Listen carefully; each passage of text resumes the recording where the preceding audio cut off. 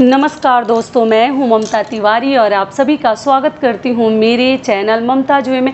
कैसे हैं आप सब, तो ये बताने के लिए कमेंट बॉक्स में हर हर महादेव हमेशा की तरह ज़रूर लिखिए। तो चलिए दोस्तों, आज हम इस वीडियो में जानेंगे नहाए खाए के दिन कौन कौन से कार्य करने हैं और सरगही के टाइम सास को जब भोजन देंगे, मतलब सास को, कई लोग उसको बोलते हैं कि सास को दिया जाता है भोर में जो भोजन हम देते हैं प्रसाद, दही चिवड़ा, और आप लोग ओठंगन बोले हैं, तो वो जब देंगे तो उस पर और कौन से कार्य हमें करने हैं तो वो भी मैं आपके साथ शेयर करूंगी।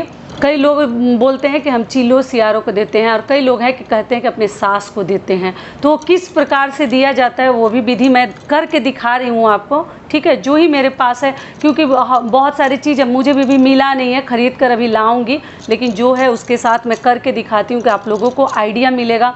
और नहाए खाए के दिन क्या क्या दान करनी है, कौन कौन सी चीज़ें हमसे गलतियां ना हो, वो सभी चीज़ें मैं करके आपको दिखाती हूँ कि कैसे हमें दान करनी है और क्या करनी है।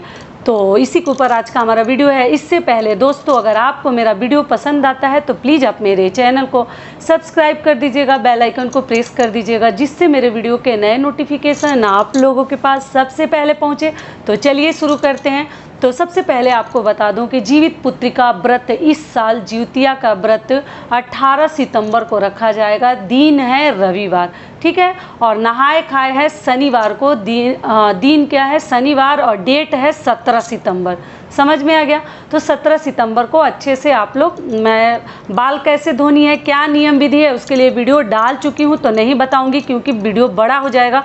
तो चलिए खाए नहाए के दिन हमें क्या क्या दान करनी चाहिए वो बताती हूँ। सबसे पहले पूजा विधि बता दूँ कि मतलब जब हम सरगी करने के लिए उठते हैं तो क्या क्या अपने पितरों के लिए, चीलो सियारों के लिए, गौ लक्ष्मी के लिए क्या क्या जीवित वाहन भगवान के लिए चढ़ाते हैं। तो देखिए, मैं चढ़ाऊंगी नहीं, थोड़ा सा आइडिया के लिए आपको बता रही हूँ। मेरा भी पत्ता फ्रेश नहीं है, बड़ा जुगाड़ से लाई हूँ, और ये तरोई का पत्ता नहीं है। ऐसे आपको समझाने के लिए ये सब चीज़ें मैं जुगाड़ की हूँ कि हम मेरी बहनों को समझ में आ जाएगा। तो दिशा पहले सही देख लीजिएगा और छत पर आप सही दिशा में बैठिएगा। बाकी अपने पूर्वजों को देने के लिए ना, लेकिन देख लीजिएगा पूर्व पश्चिम उत्तर आप रख सकती हैं। तो इस पर हमें कितने रखने, एक चीलो के लिए, एक सियारन के लिए, एक जो है ये गौलक्ष्मी के लिए, और एक जो है जीवितवाहन भगवान के लिए। ठीक है, तो हम 4 पत्ते रखते हैं। आपके यहाँ और अगर अपने सास के लिए या किसी और पूर्वज के लिए आप रखती हैं तो आप लोग रखिएगा। तो मान लीजिए कि इस पर हम दही चिवड़ा चढ़ाते हैं और इसके ऊपर हम जो है ओठंगन, जिसको आप लोग बोल रहे हैं, हम लोग पूड़ी सब्जी चढ़ाते हैं, बिना नमक वाली तरोई की सब्जी, और छोटी छोटी सी पूड़ी चढ़ाते हैं। ठीक है, और कई लोगों के यहाँ चना भी चढ़ाते हैं, कई लोगों के यहाँ मछली चढ़ाते हैं। तो आप लोग देख लीजिएगा कि क्या चढ़ानी है। तो मैं बस आइडिया के लिए आपको चिवड़ा, दही भी इसमें मैश नहीं की हूँ, रात का समय है, तो देखिए मैं थोड़ा थोड़ा सा चिवड़ा रख के बस समझा रही हूँ आपको। तो आप लोग समझ लीजिएगा कि आपको चढ़ानी क्या है। तो मान लीजिए दही चिवड़ा मैं चढ़ा रही हूँ, तो इस प्रकार से हमें चढ़ानी है। और चढ़ाने के बाद इसमें ध्यान क्या रखनी, कई लोग धूप बत्ती अगरबत्ती दिखाकर पूजा भी करते हैं। अगर फूल आपके पास है तो एक एक फूल भी उसके ऊपर चढ़ा दीजिए भगवान को, जो ही हमारे पितर हैं, और चीलो सियारों को एक एक फूल चढ़ा देंगे। इस पर ध्यान क्या रखनी है कि देखिए, ऐसा माना जाता है ना, कई लोगों का कहना है कि जिनकी सास जो है सुहागन, मतलब उनकी मृत्यु हुई रहती है, तो उनको ना सिंदूर लगा देते हैं, मतलब सिंदूर चढ़ाते हैं इस पत्ते के ऊपर जो सास को। कई लोग इसको कहते हैं कि हम सास को भोजन दे रहे हैं, ठीक है, और कई लोग कहते हैं कि हम चीलो सियारन, जीवितवाहन भगवान और गौलक्ष्मी को दे रहे हैं। तो इस प्रकार से आप तिलक जरूर कर दीजिएगा। भोर में ये पूजा किया जाता है, 17 को नहाए खाए के भोर में, ठीक है, मतलब 18 से पहले, सूर्योदय से पहले हम 3:30 बजे भोर में कर लेते हैं ये सब चीज़ें। तो इस प्रकार से आप लोग तिलक पक्का लगा दीजिएगा, 2-2 बार करके। पीला सिंदूर ही लगाया जाता है, पितृपक्ष का कोई नियम भेद नहीं है, जितिया में पीला सिंदूर इस्तेमाल कीजिएगा। तो देखिए, बस मेरी बहनें बहुत समझदार हैं, आइडिया के लिए आप लोग को बताई हूँ। आप लोग बोले हैं दीदी कैसे दिया जाता है, तो इस पे अभी ओठंगन जिसको आप लोग बोल रहे हैं वो नहीं है, पूड़ी और सब्जी तरोई की, और लेकिन चिवड़ा रख के, दही चिवड़ा चीनी मिलाकर दिया जाता है। तो ये छत पर दे दीजिएगा, आप बालकनी में दे सकती हैं, अपने छज्जा पर दे सकती हैं, जहाँ भी पक्षी आते हैं वहाँ दे सकती हैं। ठीक है, देख पत्ता मिले तो किसी भी प्रकार का पत्ता, ये तोरई का पत्ता नहीं है लेकिन उससे मिलता जुलता शेप है, तो किसी भी प्रकार का पत्ता, केला का मिले केला का भी ले लीजिए। वो भी नहीं मिलता, न्यूज़पेपर, ठीक है, न्यूज़पेपर एक ही बार बिछा लीजिए, उसके ऊपर दे दीजिए। स्नान करके ये सब कार्य किया जाता है। सरगही के टाइम स्नान कर लीजिएगा और तब आप अपने मुख में वही चिवड़ा, वही ओठंगन खा के हम लोग जो है व्रत रखते हैं जितिया का। समझ में आ गया? तो ये हो गया खाए नहाए का पूजा विधि। और खाए नहाए के दिन हम दान क्या करते हैं? नहा धोकर सबसे पहले हम दान करते हैं। तो दान में खाए नहाए के दिन हमें आटा का दान करना है। तो देखिए मैं दान करके भी आपको दिखा देती हूँ। दान में जो है हम आटा करेंगे, उस दिन चावल नहीं करते हैं। हाथ में तरोई के पत्ते, इसी थाली में भी आप रख सकते हैं या मैं अलग थाली में भी रख लेती हूँ। थोड़ा पत्ता हमारा कम है, यहाँ यूज हो गया है, आप लोग और भी पत्ते ले सकते हैं। और इसमें कौन कौन सी चीज़ें हम दान करेंगे? तो देखिए सबसे पहली चीज़ क्या है? हल्दी, पत्ते के ऊपर ही दीजिएगा, जो ही दीजिएगा। अगली चीज़ क्या है? अचार देते हैं।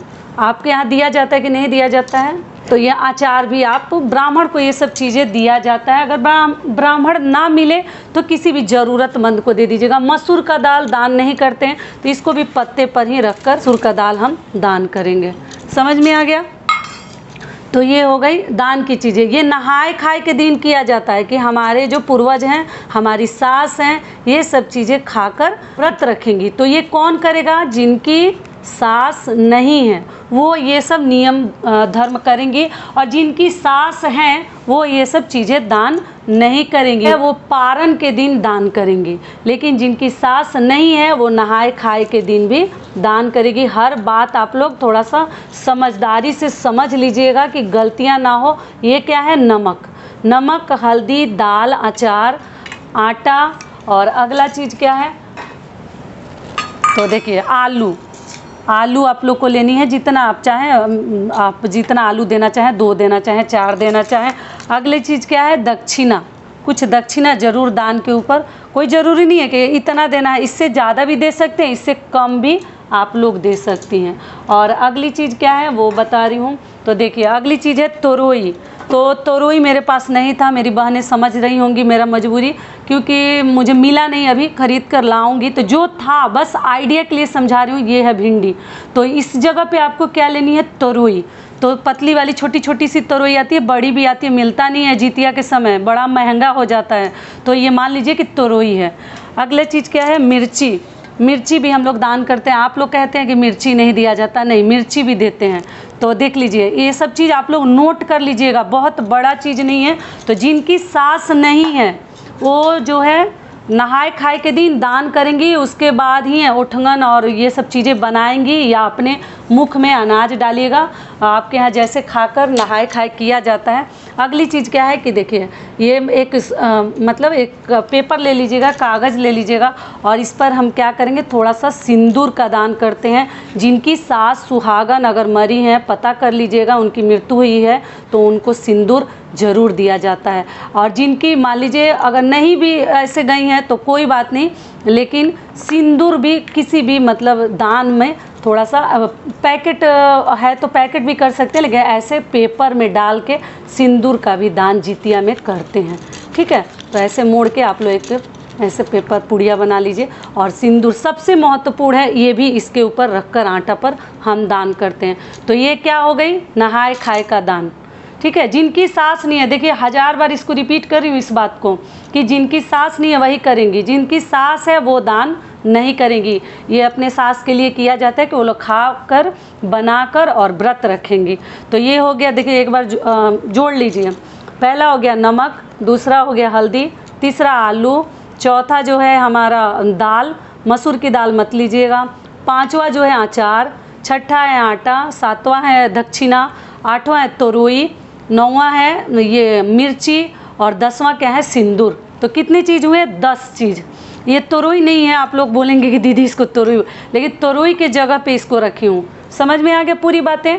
तो इस प्रकार से पूजा चढ़ानी है, और इस प्रकार से आपको नहाए खाए के दिन दान करनी है, और इस प्रकार से आप लोग व्रत रखिएगा, और कुछ ठंडी चीज़ें खाकर व्रत रखिएगा नहाए खाए के दिन।